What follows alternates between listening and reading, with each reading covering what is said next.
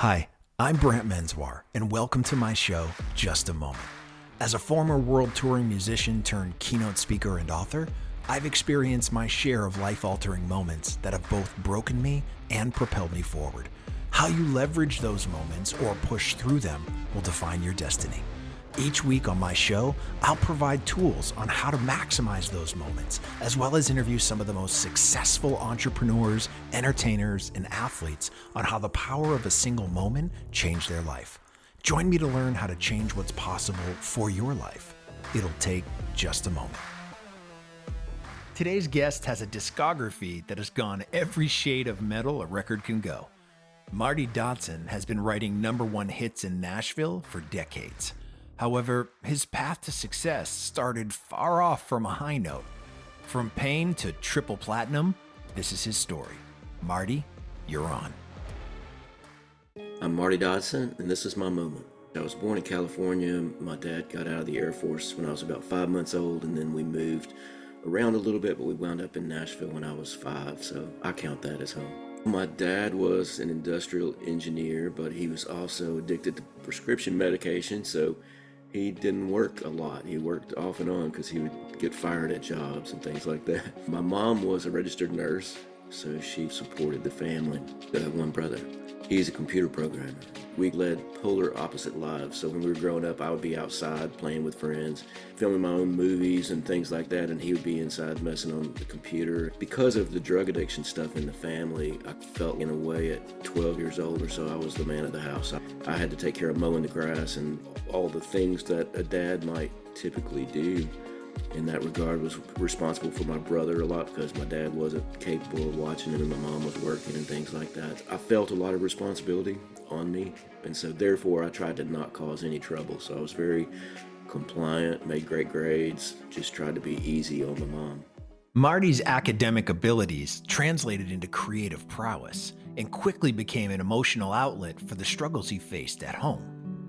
One of my grandmothers, she lived in Michigan, and she would send me blank notebooks and ask me to fill them up with my poetry or writing. So I would write short stories and I would write poetry, and then I would send them to her and she would get them published in her little town newspaper.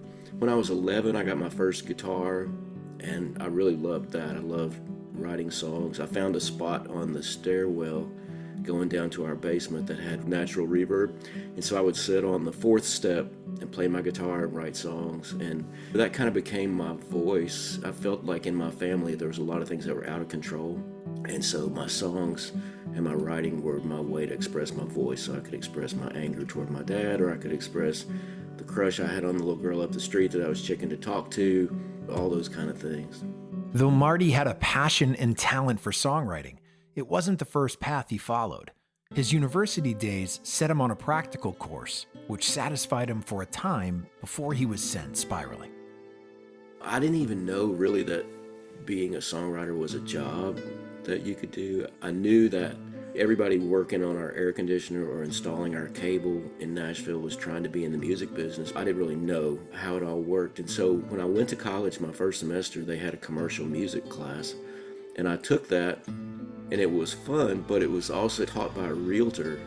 And I'm like, okay, this guy's not even making a living with music, so maybe that's just not a thing. So I really gave it up for a long time.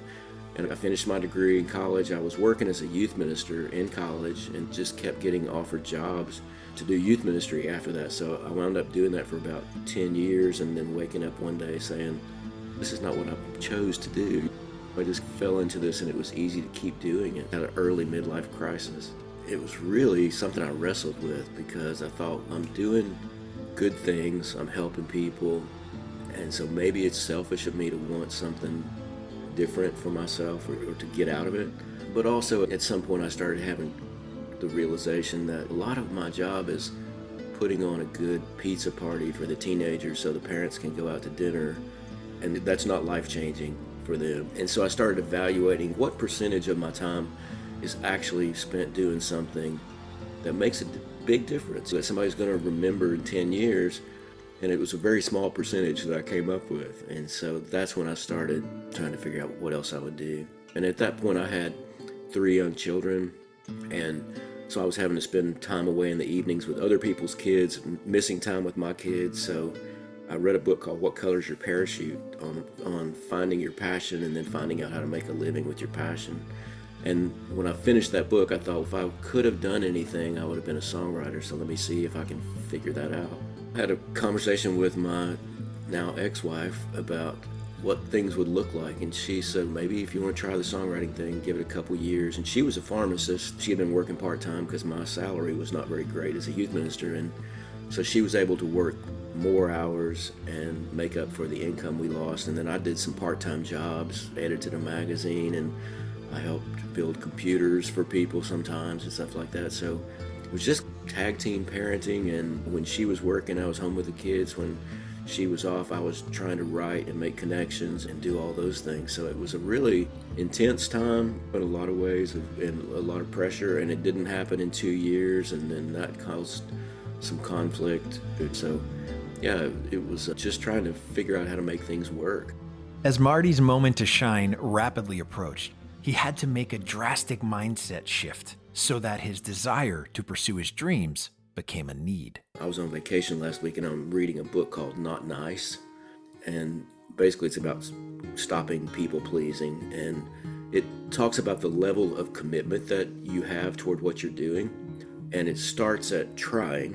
What the author was saying was, when you're trying, that's great, but when you hit that first big obstacle, you're going to quit. But the other end of the spectrum was whatever it takes. And so this moment was my moment where I shifted from trying to whatever it takes. And that's why it was so pivotal for me. After I'd been trying the songwriting for about 2 years, a friend from church asked if he could take me to lunch. So we went to lunch. Turned out to be really an intervention. And I still don't know if my ex-wife talked to him and said, would you please get him to do this? But he offered me a job at his company, and it was making more money than I had ever made. It was benefits, lots of security, but it was writing manuals for small appliances like toasters and things like that. And I really had to do some soul searching, because I go, okay, on one hand, I've got this family that this could be a much more secure thing for, but I also have this dream. And if I'm going to chase the dream and turn this down, I've got to do whatever it takes. And so I decided to turn it down. And at that moment, I put a nail in the wall at the end of our hallway right by our bedroom that was going to be empty until I got a gold record to put on it. Every day when I walked down the hallway, I would see this empty nail, and I'd be reminded on that day I believed I could do it. Because I turned down that job, I had enough belief in myself that I knew I could do it. On the days when I was doubting and I had something almost happen and it fell through, I could look at that nail and go, okay, are you still willing to do whatever it takes? Do you still have that kind of belief or not? I think just that shift of mindset to the whatever it takes model gave me a determination level that I had never had. I learned not to judge my progress by outside forces, but to look at inside things to see. So instead of comparing myself to other people in our office that were getting songs recorded and being more successful, I'm looking at my songs going, okay, your songs are way better than they were a year ago. I think in some ways the nail inspired this holy fear in me of being a failure at that. I didn't want to have to take that nail out of the wall someday and throw it away and know that I had not done it. I read somewhere that a lot of times we don't make change until the fear of staying the same becomes greater than the fear of failure. And I think that's where I was. I'm like, I want to stay the same. And so I'm going to risk failing. And maybe that hurts, but I don't think it's going to hurt more than staying where I'm at. After 5 years of trying, Marty's new all-or-nothing mindset finally bore fruit with a song that became a mega hit. It was called I've Gotta Find You. It was on a Lone Star, a country band had this record. They were on the verge of losing their record deal, and they put out one song and it tanked, and they said, okay, we're going to put out one more, see what happens. And they put out a song called Amazed that was monstrous. And so ironically, I wound up getting, in quick succession, I got like a gold record for that song on that album. I got a platinum record, I got a double platinum, and I got a triple platinum. And I think now it's 4 or 5 platinum. So I was able to hang that gold record on the wall and get that particular monkey off my back. I think in my mind, I thought, okay, maybe another year or 2 at the most. I'd already been doing it 2 years, and just the intestinal fortitude it took to keep on believing was challenging. In some senses, if I had known that, I don't know if I would have done it. But if I could go back and say anything, I would say, buckle up and do what it takes. Keep on. Years later, Marty has the benefit of hindsight to look back and has a clear mindset and solid advice that might benefit someone trying to break through in Nashville, or any with lofty dreams. I think you have to realize that Nashville didn't call and request that you come. There's not going to be anybody going, hey, I'm so glad you're here. We don't have enough singers or enough songwriters. And so you have to earn your way into the circle. And the circle's not trying to keep talented people out, but the circle's trying to keep people out that think they deserve it with little work. And looking back on my career, most of the people I wrote with in the beginning are not in the music business anymore. And it's not because I was more talented. I believe I outworked them, most of them. And I didn't give up. I didn't let colossal disappointment cause me to just throw in the towel. And I've seen a lot of people do that. They'll be like so close, and then something disappointing happens and they're like, okay, I'm done. So I think just understanding that there's going to be people way more talented than you here. There's going to be people way less talented, but what's going to be the determination of your success is going to be how hard you work. Because, you can have less talent and work harder and pass those people by. Welcome to Just a Moment. It is so great to have you here. Marty and I go back a long ways. We've written many songs together. And let me say this straight up front, bud. When my son died and I was in a really, really bad place, and I've never had a chance to thank you for this, you reaching out and asking, you want to write some songs together, you want to do some licensing stuff together, was a lifeline for me that pulled me out of a really dark place. So I've never had the chance to thank you for that, but thank you so much for doing that. You're welcome. It means everything to me. I love you, and I'd go to the ends of the earth for you. And it is something that I do not take lightly, because it was a major factor in getting me out of a really bad spot. So thank you for that. First of all, the nail in the wall. I do not have the balls to hammer a nail in the wall and wait for my gold record right now. I wish I did. Maybe if I had that fortitude, we would have gone a little bit further in the music business. We did it for almost 20 years, somehow finding a way to make a living at it, yet not having anybody know who we were. And so it was a weird place, but being able to work with people like yourself who just are incredible. You're incredible at what you do.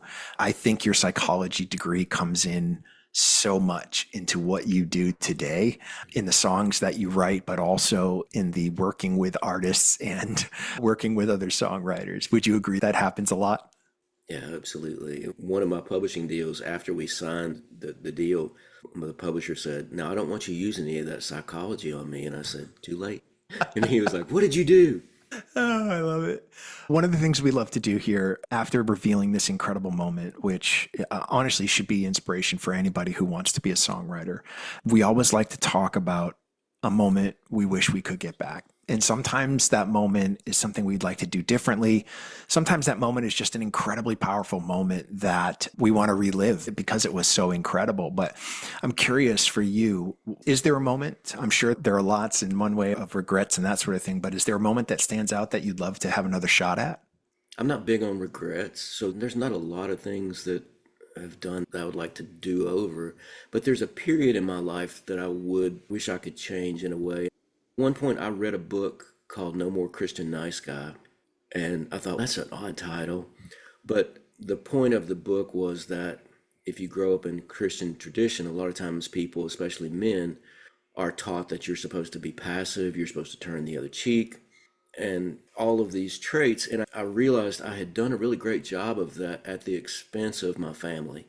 And so the way that had played out was in publishing deals up to that point, I had taken the approach of like, I'm nobody, I don't have much leverage, I can't negotiate a better thing for my family here. And so I had just taken whatever was given to me instead of standing up for myself and demanding what I felt like I was worth. And I think a lot of it was a devalued impression of what I was worth. Who am I? I'm just a beginning songwriter. I'm a beginning songwriter that they believed in enough to spend money on me and to sign me. So there's some leverage I have somewhere. I don't have to just take whatever horrible deal they give me.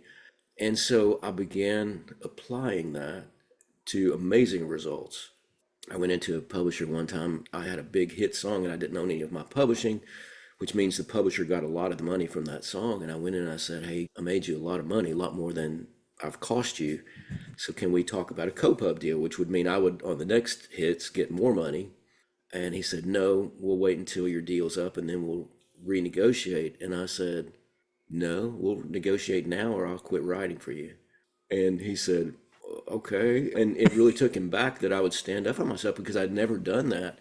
And I began doing that in my relationship with my ex-wife.